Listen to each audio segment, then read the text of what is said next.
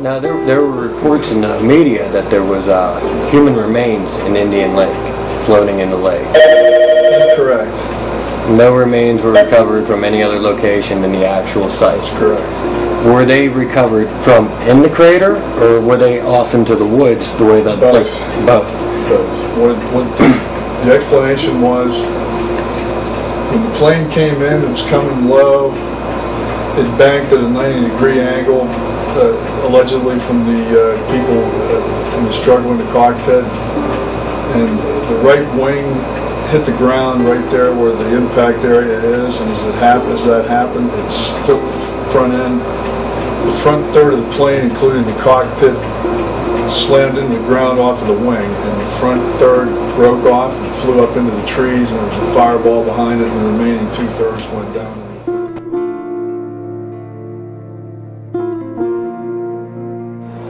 So, did you grid off? Was there a grid of the area? So, would they make just like, what, 18-inch squares? Or how'd they do it? Actually, we started to do that, but the FBI came in and decided that the manpower issues were such that they didn't want to do that.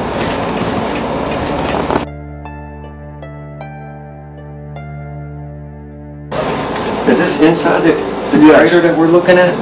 But you have to understand when they talk about a crater. If you remember that picture the first day, in fact, I didn't see any of like the aerials or just the hole itself yet.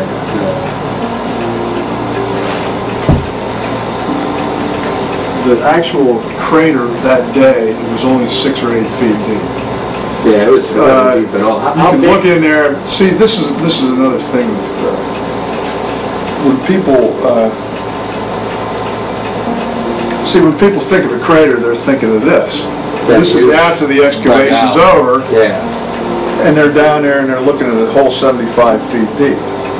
So it was about, like you said, 6 to 8 feet deep. How wide would you say it was? Not very wide. I thought I had pictures of it. Is this like 20 feet or less? Yeah. I don't know, how wide's that? Is that that's before any excavation? Right. That's right. That's not wide at all. Somewhere between 15 and 20 feet, sound right?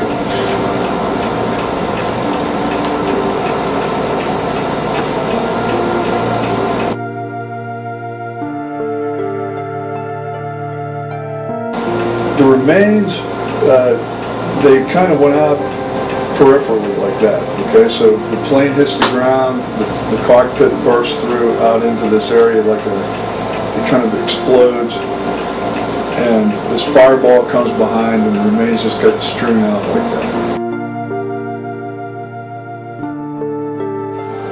So here's this roll lock. Route 30's out here. Plane hits right in here. There's like a little roadway that goes through here down. You can see it in the pictures. You can see where the roadway is. There's a telephone pole here. This area of trees that got burned out is right down in here. This is all just like trees. There's like a little there's a woodshed here. There's a cabin like right here. This road comes down through, and it goes down and goes out like this. There's another cabin down here. There's one down here. There's a big pond down here. There's a house